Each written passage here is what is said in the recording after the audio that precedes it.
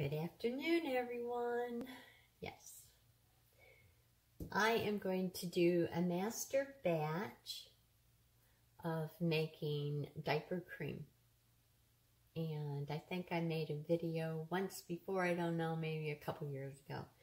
But anyways, this is what it looks like when it's all made.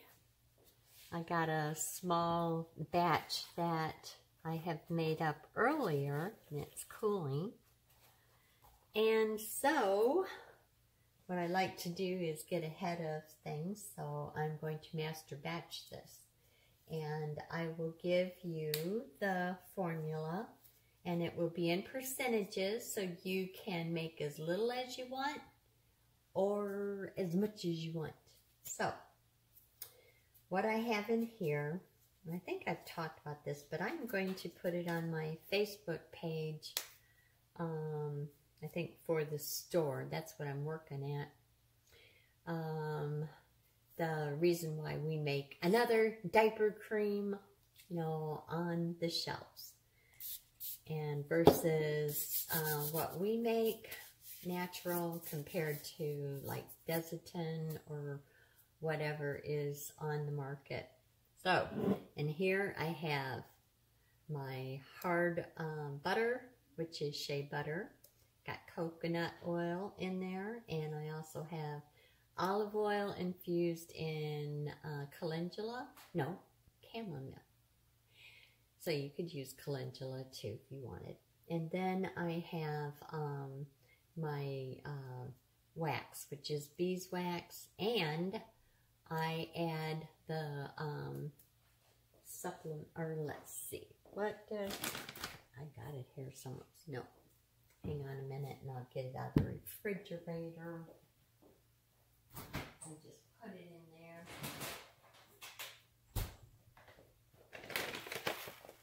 Smooth and creamy lotion bar additive, and I add that with my beeswax.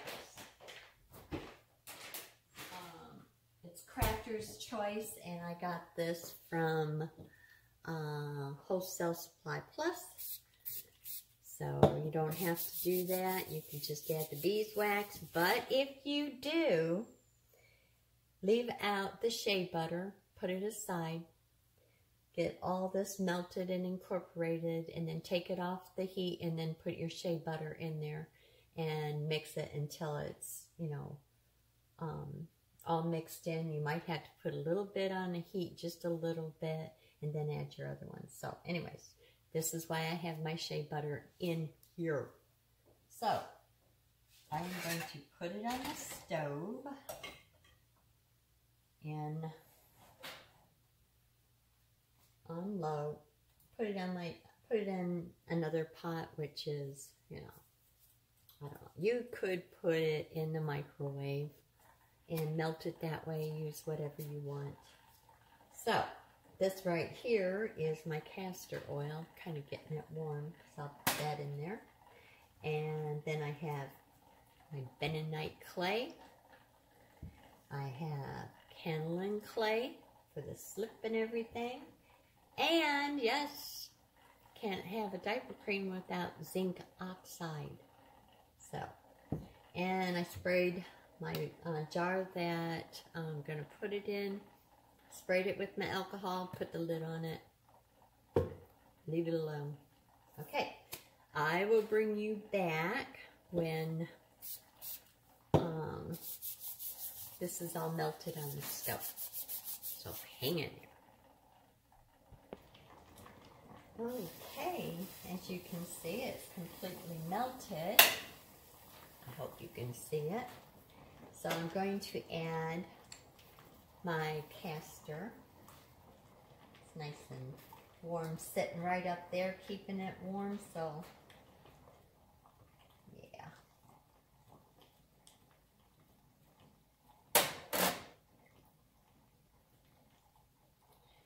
I have everything cleaned up in my area, and then sprayed with bleach water, wiped down, sprayed again. I forgot to tell you that though. I think you knew that. all that water off in there. And now I will take you for a ride. Hopefully I don't drop it. Can you see it there? I think. Yeah. All right. So it's all completely incorporated. Sometimes castor oil, if it's cold and you put it in something hot, it likes to gum up real fast and be a little stinker. Problem child. So that's why I put it over there and warm it up. And then we just add everything to it. Bentonite clay.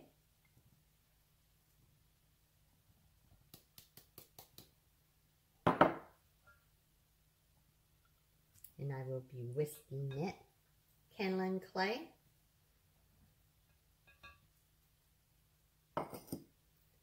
And our zinc oxide. Oh yeah, the good stuff.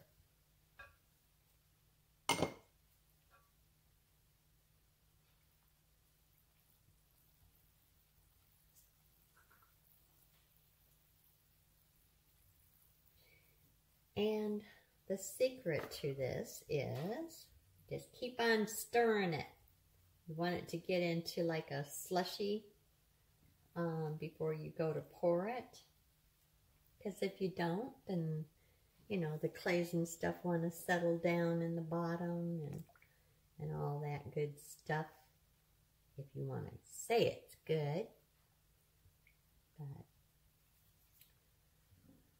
anyways, I hope everybody is doing well, especially after that big old freeze and that big old mess. Yeah, that was not fun. But up in the northern climate, as I call it, Yankee land, they're used to cold, but we don't get that bitter cold all the time. So I think Becky's pipes froze, and then she got that taken care of, and then the hot water line was froze, and now she has a little busted line, which is probably worked on already, but a couple of days ago it was leaking outside, and ours didn't freeze. But boy, oh boy, let me tell you, my husband, oh my goodness, when we were in the cottage, of course it was an older home, and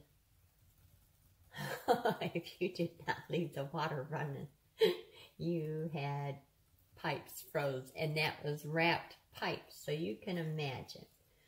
So he just was so gun shy, I guess you could say, but he kept asking me, you need to run the water even just a little bit, and I said, I'm not going to do that. And I said, we spent extra money getting insulated skirting and all the piping and everything, you know, up to code and wrapped. And anyways, that was a whopping bill. But I said, we're not running water. So he was upset with me. But I'm one to say, okay, we're going to see if this works. And not him. Oh my goodness, he's a matter of factor, that's for sure. And yeah, once you've been down that road, you know, just like I said, gun shy. So they keep calling me and saying, do you have running water? You know, you stubborn woman. I go, yes, we do. And it got colder and colder and colder. The biggest thing here was the wind chill factor, which was in the negative 30s and 40s. And I said, honey, we spent all that money on insulated skirting and it will be fine. I never told him that. I was like, oh my goodness, I hope this works because I won't be in trouble. But I like to experiment. And yes, it was a gamble, but it was a good one because it made him be quiet and listen to his wife once in a while. And so he was a happy camper. Now, if the temperatures, like I told him, and we discussed it after he quit being just, irate. He hates being out on the road and his hillbilly wife at home. Because it's like, you're there, I'm here. What are you going to do about it? Not a thing. And so I laugh about it because he wasn't that bad, but I love to do the storytelling, and it's got to be interesting. But I told him, I said, honey, it worked. Now, if the temperatures were in the negatives, 30s and 40s, and not the wind chill factor, I don't think I'd take that gamble. He goes, you wouldn't? I said, no. I think I would run some water. So, I'm stirring here. There's a little story for you. Yep. See, you might need my funky music, but I have to tell a little story if I'm a-talking. Home life. But you see how it is very well creamy, incorporated, but you don't want it, nothing, especially the clays, to settle on the bottom. So you want it in a slushy manner. When I do this to the sides and it starts just really sticking there, and I know that it's about time to pour. That's what I mean about the slushy, factor there. I have been making this for years, and I run out all the time, so this is why I'm making a master batch, putting it up, and then I'd put it in here.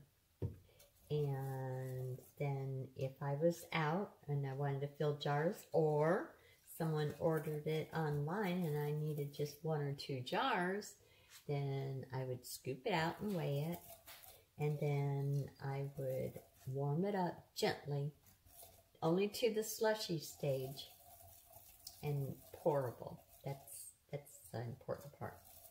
And still be able to pour it. Then I would make it up, and voila. Just wait until it cools down before you put the lids on it, and then put the lids on it and label it. But as Desitin and the other creams out there, what it does is a coating, and so that the nourishing factors of what's in here will, start healing the skin, the baby's skin. So it is very hard to wash it off, on your hands or in things. That's why I use this glass. It's easy to do that, to wipe it out and wash it. So, yes, it can be messy. It's something that is a wonderful, wonderful product, but for the makers, it's a pain in the booty to clean it up. But the secret is I love Dawn dishwashing soap or detergent, whatever you want to call it, because they do the wildlife, and I said this before, with the wildlife, cleaning them up when there's been an oil spill in the ocean, and the poor wildlife. So what I like about that, and even with soaping, I remember years ago, you did not take and wash your stuff up and let it go down in the drain. Took it outside and you threw it, because it would start gumming up the pipes. But with Dawn dish soap, oh yeah, it's different than all the other ones, and it does the work when it comes to combining oils and taking care of them, if you will. So, okay, instead of telling y'all stories and stuff. I'm going to stir this probably about another 5 minutes, and then I'll pour it in my jar. So I'll pause you. But it's only a second for you guys, so you can't get mad at me. Okay, see, that didn't take very long. I don't know if you can see this, but up on the sides, see how it just kind of like sticks and coats? That is like a slushy. That's what I'm talking about. So,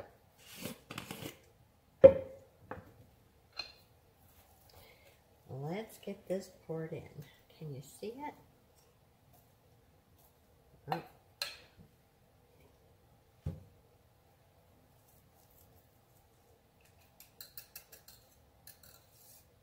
Put it in there and use this.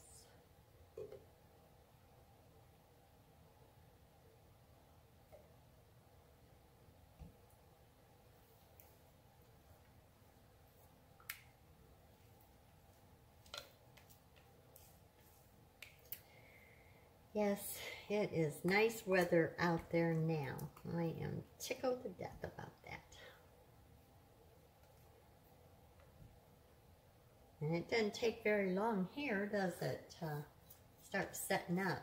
So if it sets up on you, just warm it up just a tad bit so that you can get it in the jars. Look at that. Well, I hope you enjoyed this adventure. It wasn't a soapy adventure, but tomorrow, this will be a short little series. But tomorrow, I will make our baby butt smooth. And what that is it's like Vaseline. You know how you used to put that on your baby's butt bottom? And all different kinds of sorts of things, but it doesn't have petroleum products in it. It's not a petroleum jelly. So, I will show you how to do that.